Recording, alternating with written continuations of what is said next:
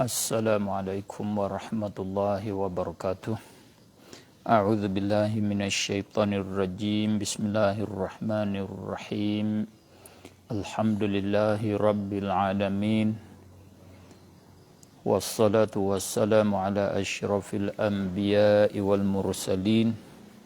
Sayyidina Muhammadin wa ala alihi wa sahbihi ajma'in.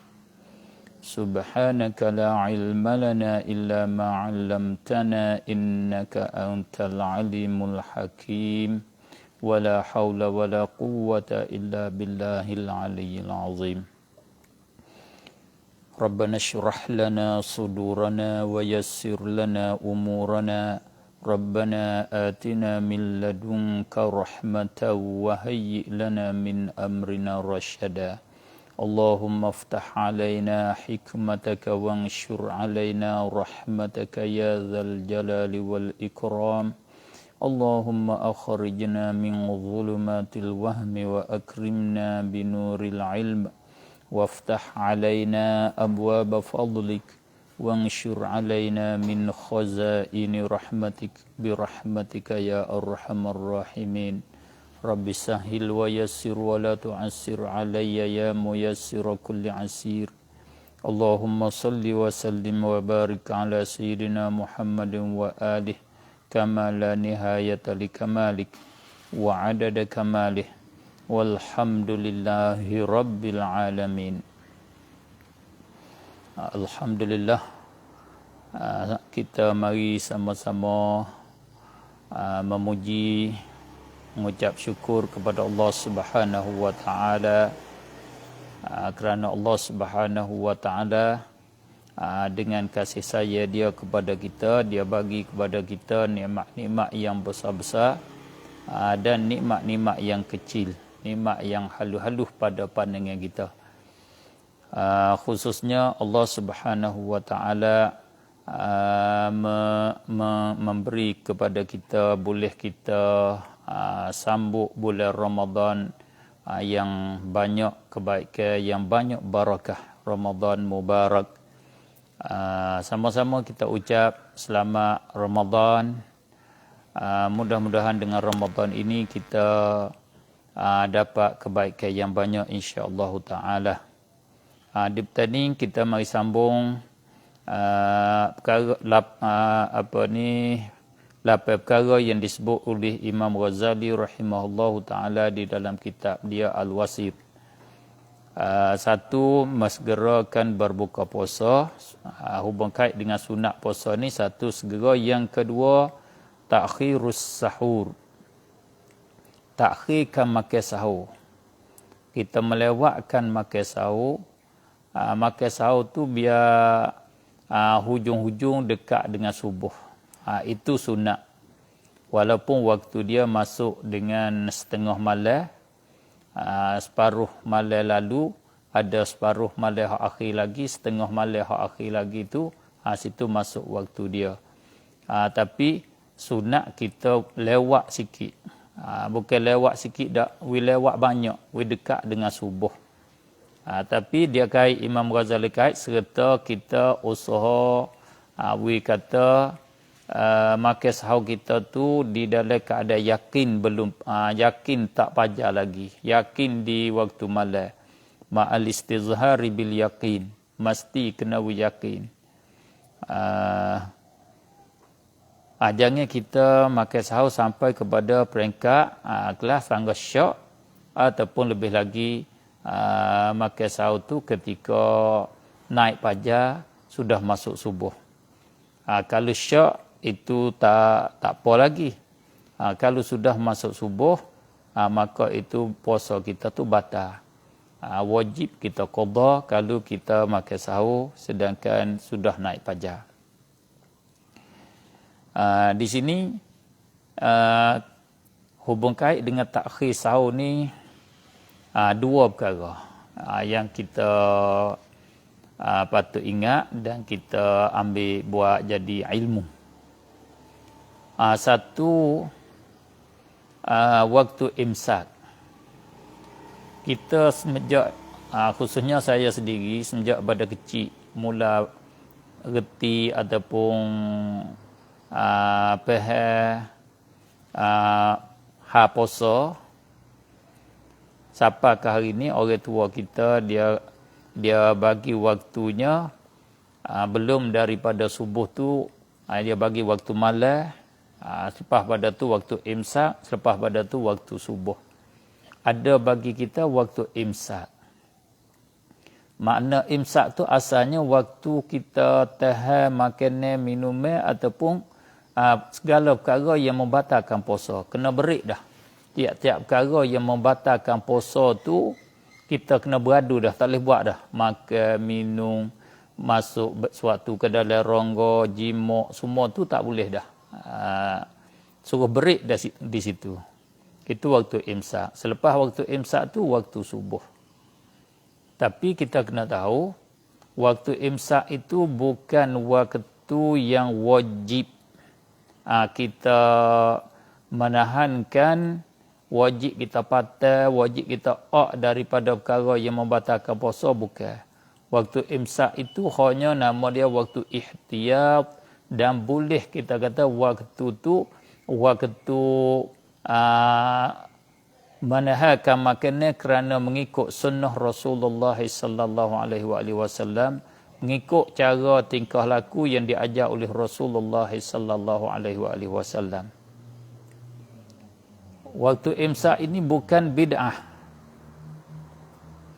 Ada satu ajaran, khususnya Imam Albani tepat pegang, tepat rojokkan di dalam ilmu hadis bagi salafiyah, bagi orang yang dakwa ikut Quran hadis, tepat rojokkan dia di dalam ilmu hadis, iaitu Imam Albani. Orang baru sangatlah. Dia kata imsak itu adalah bid'ah. Dia hukum kata kita buat waktu imsak itu adalah bid'ah. Maka bila kita kembali kepada sunnah Rasulullah sallallahu alaihi wasallam, bila kembali kepada hadis sungguh, waktu imsak adalah sunnah Rasulullah sallallahu alaihi wasallam, bukan bid'ah. Kalau kata bid'ah pun tak dinamakan bid'ah dhalalah, kerana ihtiyat nama dia. Kita ambil beringat, takut-takut sudah pajar, nak jaga takut naik pajar, maka itu satu perkara yang disuruh di dalam agama. Kerana Rasulullah buat kaedah, da' ma yaribuka ila ma la yaribuk. Tinggal oleh engkau akan barang yang memberi syak, ia akan dikau. Benda tiap-tiap perkara buat kita syak, buat kita ragu-ragu, tu kita sepatutnya kita kena tinggal. Bila kita makan di waktu imsak, itu menjadikan kita ragu. Boleh jadi waktu tu subuh dah masuk, fajar sudah naik dah, cuma tak nyata bagi kita. Lagi nyata esok hari, masa makan sahur tu, orang bersubuh dah, fajar dah. Boleh jadi begitu. Sebab tu, kalau tengok kepada kaedah tu, imsak bukan bid'ah dhalalah. Lebih-lebih lagi, ada nas di dalam hadis yang sahih daripada Zaid bin Thabit radhiyallahu taala anhu. Dia kata dia makan sahur dengan Rasulullah sallallahu alaihi wasallam. Sesudah dia makan sahur, dia keluar terbit pergi semaya subuh. Terbit pergi semaya subuh. Maka ada seorang tanya Zaid, tanya dia berapa qadar masa antara dua tu, antara makan sahur Rasulullah, makan sahur dia dengan Rasulullah dengan semaya subuh. Zaid bin Thabit jawab kata qadar baca 50 ayat. Qadar baca 50 ayat. Yakni baca qadar masa lamanya, kalau orang tu baca Quran pertengahan baca 50 ayat, lama tu lah sudah makan sahur dengan lepas tu baca Quran boleh 50 ayat tu subuh, tu masuk subuh. Tu lebih kurangnya qadar tu 5 minit sampai 10 minit. Oleh itu, itulah waktu imsak yang ditunjuk, yang diajar oleh Rasulullah. Rasulullah dia imsak selepas daripada antara subuh dengan dia makan sahur, antara tu dia imsak qadar 50 ayat. Itu boleh, sebab itulah dikatakan imsak itu adalah satu daripada sunnah Rasulullah sallallahu alaihi wasallam. Jangan kita ikut orang yang mengatakan bid'ah imsak itu. Imsak adalah bid'ah. Bahkan lebih daripada tu lagi. Mereka mengata bila orang bar tu, kalaulah minumnya dah ada di tangan kita, dah ada depan kita, tak payah kita imsak. Kita boleh minum lagi. Kita boleh makan lagi. Kalau makan ni duduk dalam mulut, telah habis. Kalau minumnya duduk di tangan, minumlah buih sudah. Masa orang bar subuh. Itu yang sebenarnya bid'ah. Itu bukan sunnah. Tapi mereka membilakan sunnah. Sebab tu dia hari ni, cara salafiyah ni dia tukar. Hak sunnah jadi bid'ah, hak bid'ah jadi sunnah. Wal'iyadzabillah. Imsak itu adalah sunnah. Tapi dia kata bid'ah. Tak makan masa orang bar tu sunnah. Dia kata itu sunnah.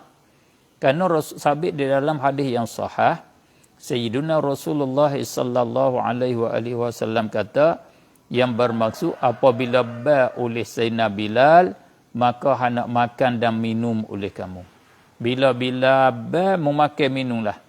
Kerana Bilal itu dia bar waktu malam. Bila azan oleh Ibni Ummi Maktum, iaitu Abdullah Ibni Ummi Maktum, maka hendaklah kamu tinggal. Kamu kena puasa, kena beradu daripada makan dan minum. Jadi masa Rasulullah di bulan Ramadan ni dia ada 2 tokebah. Sayyidina Bilal dia bar belum daripada fajar. Seolah nak bagi tahu waktu boleh lagi nak makan. Sebab dia bar tu belum fajar, waktu malam lagi. Itulah bila kata makan dah ada depan, minum duk di tangan, bila bar oleh tokebah mu tak seletaklah kamu minum terus sepenuhkan hajatmu. Maksudnya bar Sayyidina Bilal. Kalau hadis tu kita tangguh hadis yang sahih. Kalau lah hadis dhaif tu tak payah kita berhujah dengan dia. Bar Sayyidina Bilal. Bila bar Abdullah ibni Ummi Maktum, Abdullah ibni Ummi Maktum dia seorang sahabat Rasulullah yang mata buta. Bila orang royak pada dia kata pajar, subuh dia bar. Bila sudah naik pajar dia bar. Bila bar Abdullah ibni Ummi Maktum, Rasulullah lari putus daripada makan. Itu sunnah Rasulullah sallallahu alaihi wasallam. Walau bagaimanapun, Imam Ghazali kata takhir sahur itu sunat, bukan sampai kepada peringkat syak, iaitu takhir sahur di dalam waktu yang yakin, kata malam lagi, waktu yakin belum fajar. Maka imsak sebelum daripada subuh qadar lebih kurang 50 ayat, iaitu 10 minit, antara 5 minit sampai 10 minit. Yang ketiga, Imam Ghazali kata yang ketiga, iktsarus sadaqat, membanyakkan sedekah. Bulan Ramadan, sunat di bulan Ramadan, kita banyakkan sedekah. Asal banyakkan sedekah ni sunat dah. Hubung kait dengan Ramadan, kita banyak lagi. Kita buat banyak sedekah tu sunat suku pula. Sebab dia kata sunat berkait dengan Ramadan ni ada hak sunat, ada hak harus, ada hak wajib kita tinggal dia, hak haram kita buat dia, jadi sunat kita tinggal. Sunat bersangkut paut dengan Ramadan. Kita banyakkan sedekah dan lagi pula memberi makanan untuk berbuka orang yang puasa. Kita bagi kepada orang puasa makanan supaya dia berbuka dengan dia. Itu setengah pada perkara sunat. Kerana sabit di dalam hadis yang sahih, man fattara shaiman, siapa-siapa memberi makanan kepada orang yang berpuasa supaya dia berbuka, kita beri kepada orang puasa makanan untuk dia berbuka puasa, adalah pahala dia kasaim, atau kama qala, seperti orang yang puasa. Boleh pahala seperti orang yang puasa. Jadi kita kejar pahala ni dengan kita sendiri. Kita puasa sendiri boleh pahala puasa sangat-sangat besar, sangat-sangat tinggi. Dan kita ambil pahala juga dengan kita beri makanan untuk orang puasa berbuka. Boleh pahala puasa kepada kita. Orang tu puasa boleh banyak anak pahala, banyak itulah boleh kepada kita.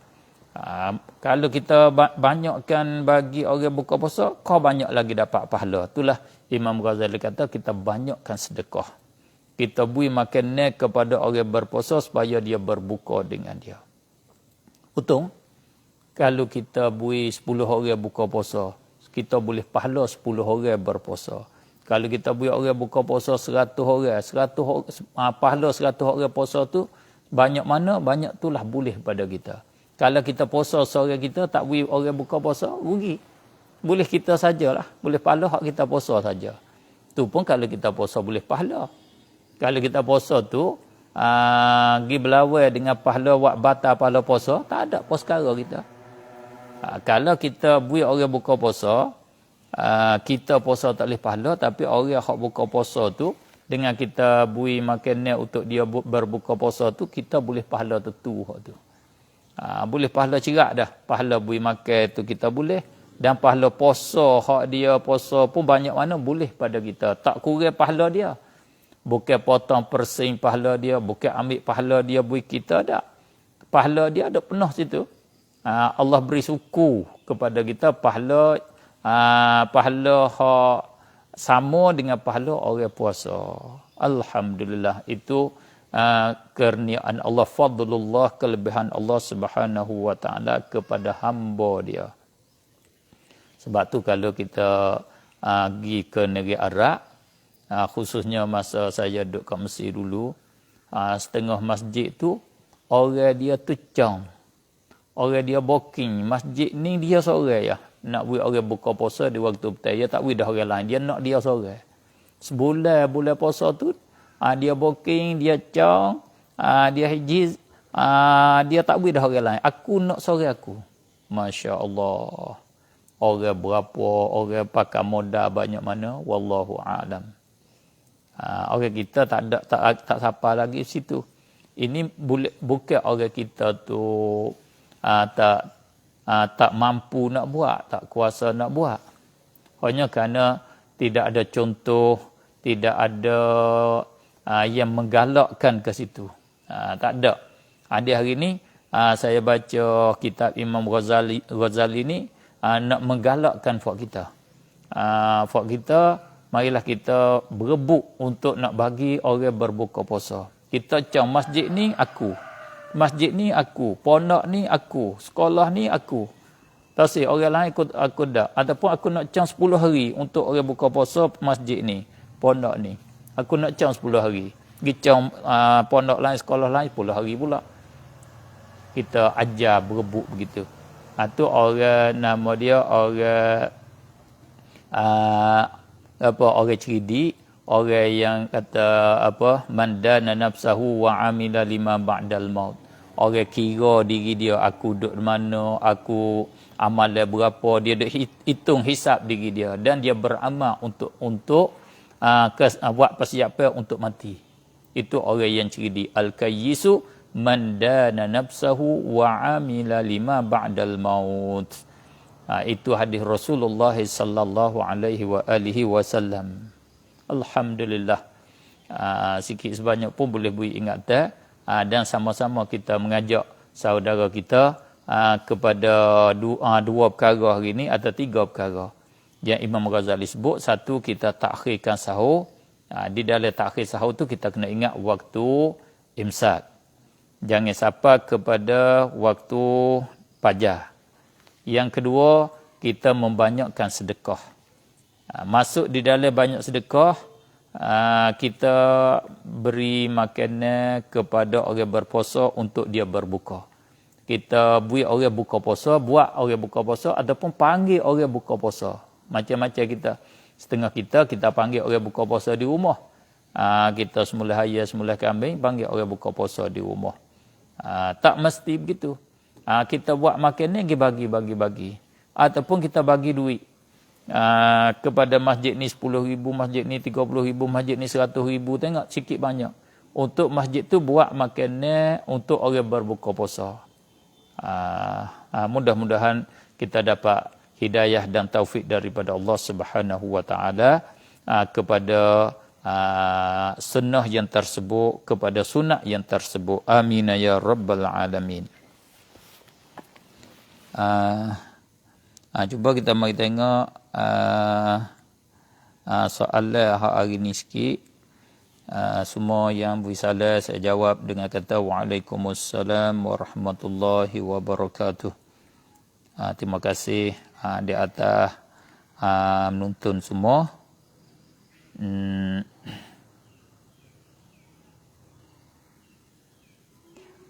Ini ada satu soalan, dia kata Tuan Guru Baba Ghazali hafizahullah, amin. Al-Faqir ada soalan, adakah boleh kita beramal dan memberitahu kepada para jemaah tentang kelebihan tarawih tiap-tiap malam? Kita beritahu kelebihan tarawih tiap-tiap malam, boleh ke tak? Boleh. Kerana tarawih itu ada kelebihan dia.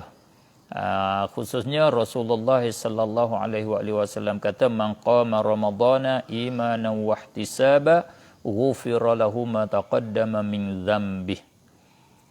Semaya kita sepatutnya kita kena semaya tarawih ni sepanjang malam.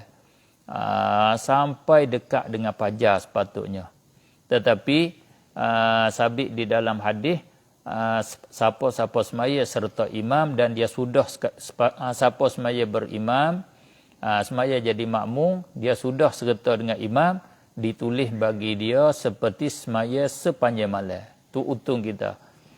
Kita tak kuasa, tak mampu nak semaya sepanjang malam, kita semaya tarawih berimam sudah sekali dengan imam.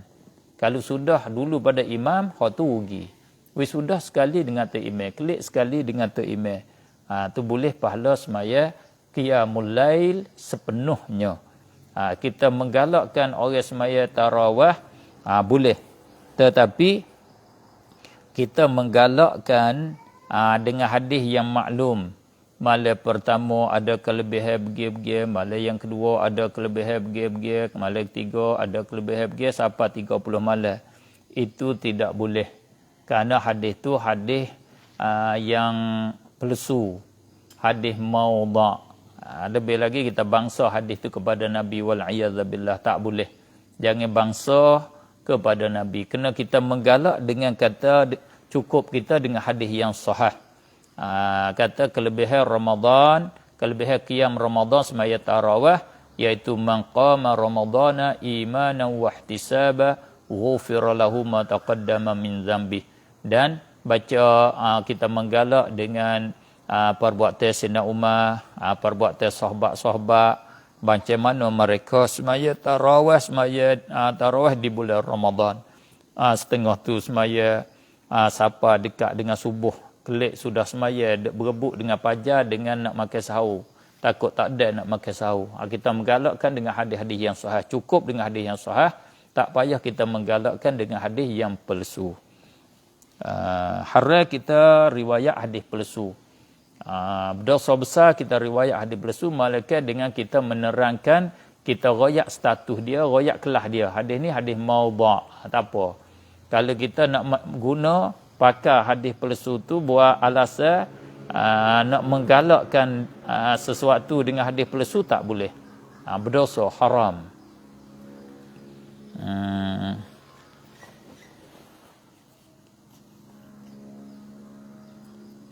Assalamualaikum. Waalaikumsalam. Nak tanya bapa dua perkara. Satu, apa hukum solat tarawih 8 rakaat? Itu khilaf ulama. Setengah ulama kata semaya tarawih tak boleh. Kalau 8 rakaat tak jadi tarawih.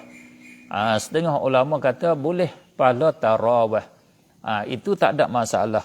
Bagi kita, bismaya 8 pun tak apa. Tapi pentingnya nak jadi qiyam Ramadan. Qiyam Ramadan, iaitu satu, Nak nama qiyam, kita kena semaya wisudah sama dengan takimeh. Kalau takimeh semaya 20, kita semaya 8, tu tak dapat lah. Tak boleh. Qiyamul Ramadan, qiyamul lail. Kalau takimeh tu semaya 8, kita semaya 8, sudah sekali dengan imeh, mudah-mudahan dengan kelebihan Allah bagi semaya qiyamul lail kepada kita. Pendapat ulama ada khilaf. Apa maksud perkataan asrar ar-rububiyah di dalam ilmu tasawuf? Wallahu a'lam.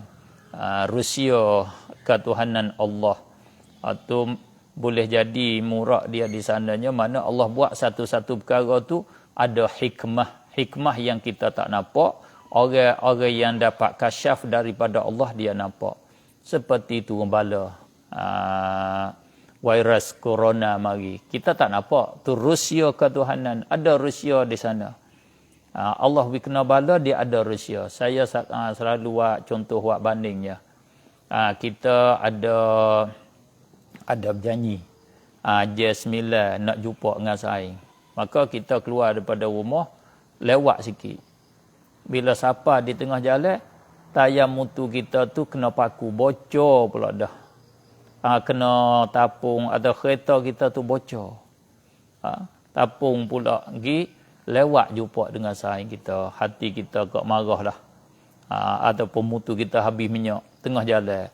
Marah kepada orang bawa ambil mutu kita kemarin, tak boh minyak kita, dia ingat kita isi minyak penuh dah. Tak pakai, tak ada tengok, gaduh-gaduh, minyak habis tengah jalan, kena tarik, kena heret mutu pergi siapa pada stesen minyak, pom minyak, rugi masa kita marah. Tapi di sana ada Rusia. Apa? Di depan kita tu, kalau kita mutu tak bocor, kalau minyak tak habis, ada berlaku aksiden. Kalau kita pergi, kita akan kenalah, atau berlaku bedi kat situ di tengah jalan. Kalau mutu kita tak bocor, kita akan masuk di dalam kepungnya orang duk bedi itulah, membawa pada mati kita. Bila kita sudah tahu, kata Allah, tadi kalau mutu tak bocor, aku sapa bawa molek sini masa ni, tapi mutu bocor, muju alhamdulillah. Itu Rusia ketuhanan yang kita tak tahu. Tiap-tiap perbuatan Allah ada Rusia ke semuanya.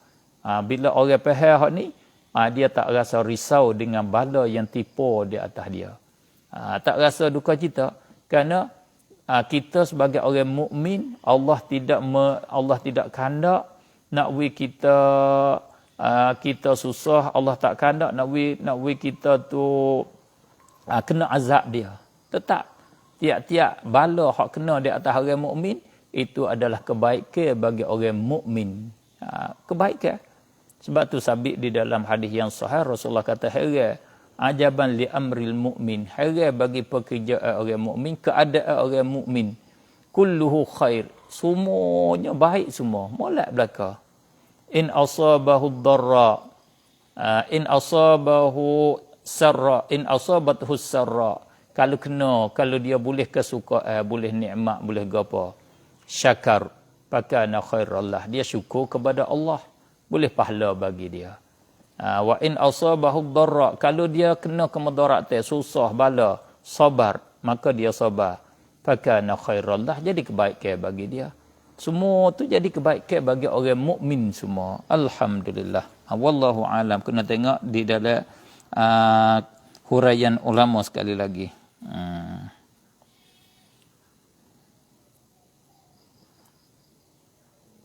Nur Aqilah, Assalamualaikum Tuan Guru. Waalaikumsalam warahmatullahi yang kami hormati, semoga sihat.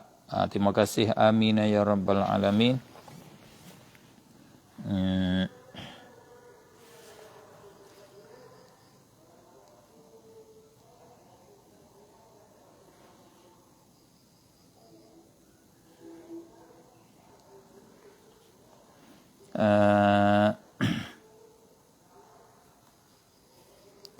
Ini dia kata ayat solat tarawih panjang pendek, imam atau makmum yang jadi keputusannya. Itu dia ditakimeh. Takimeh nak bawa panjang, takimeh nak bawa pandak. Duk serah kepada takimeh. Kalau turut hak asal orang masa sahabat dia semaya panjang. Dia baca beratus-ratus ayat di dalam semaya tarawih. Semolanya ulama kita ambil kesimpulan semolanya boleh khatam Al-Quran di dalam semaya tarawih.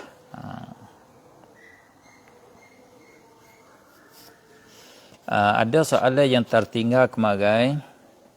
Satunya dia kata Assalamualaikum Waalaikumsalam warahmatullahi wabarakatuh. Nak tanya babo dua perkara. Satu perempuan yang datahi pada awal bulan yakni bulan Ramadan. Bila suci adakah boleh niat puasa sebulan? Boleh. Tu sebulan nisbah dengan orang haid. Sebulan nisbah dengan orang haid, sebulan yang tidak ada haid yang suci dah. Orang yang tangan panjang bila rokok tangan nak letak di lutut atau di bawahnya. Sunat letak tapak tangan dia di atas kepala lutut. Orang tangan panjang pun supa, orang tangan pendek pun supa. Tapi bila orang tangan panjang bila dia letak tangan di atas dua kepala lutut, jadi tercanggung sikit, tinggi kepala. Dia kena usaha. Satu lagi wisamo, punggung dia, tulai belakang dia dengan tekak dia dengan kepala wisamo, iaitu kena tangan dia sikit. Siku dia tu dia kena berkena, baru jadi sama. Jadi sunat orang biasa ni letak tangan di atas kepala lutut, lepas tu betul belakang dia, tekak dia, kepala dia. Betul belakang seperti sutuh ni supaya papas keping, supaya dengan kalau orang buat rumah ada sutuh betul gitu ya, tak ada tinggi, tak ada rendah dak. Maka letak tangan di atas dua kepala lutut tu satu daripada kaifiat rokok yang lebih sempurna. Orang tangan panjang pun letak situlah. Tapi satu pada kaifiat dianya mesamakan belakang dia. Kalau itu bila orang tangan panjang, dia kena buat dua. Tangan letak di atas dua kepala lutut dan belakang dia buat wisama. Boleh pahala kesempurnaan rokok. Wallahu alam. Raulah mat 4 rakaat ada mai baba. Boleh tak semaya langsung pun boleh. Semaya tarawih ni semaya sunat. Tapi rugi. Rugi kalau tak semaya rugi. Kalau semaya 8 rakaat rugi. Kita semaya 20 itulah hak asalnya. Semacam semaya witir, asal dia sebelah. Kita semaya 3 boleh ke tak? Boleh. Boleh pahala witir. Tapi kalau semaya sebelah, hak tu lebih afdalnya. Semaya duha 8 rakaat. Kita semaya 2 rakaat boleh ke tak? Boleh. Boleh tapi rugi, boleh pahala sikit jelah.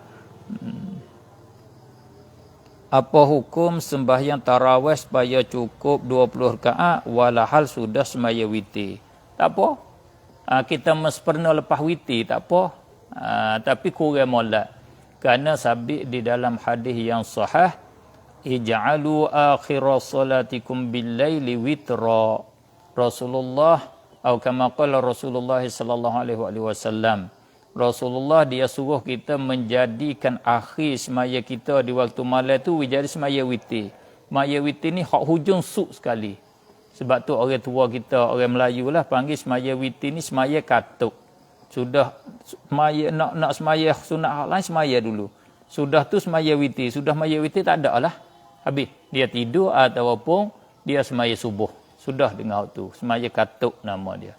Katuk dengan maknanya dijadikan dia yang terakhir sekali, hak hujung sekali. Bukan makna katuk seperti katuk pitu. Bila katuk pitu tak boleh masuk dah. Begitu bukan. Maknanya bila sudah semaya witir boleh ke tak nak semaya sunat lagi? Boleh. Tak ada apa. Tak ada ulama kita kata waktu satu daripada waktu tahrim, waktu sesudah semaya witir. Salah satu pada waktu makruh semaya iaitu sesudah semaya witir. Tak ada. Boleh.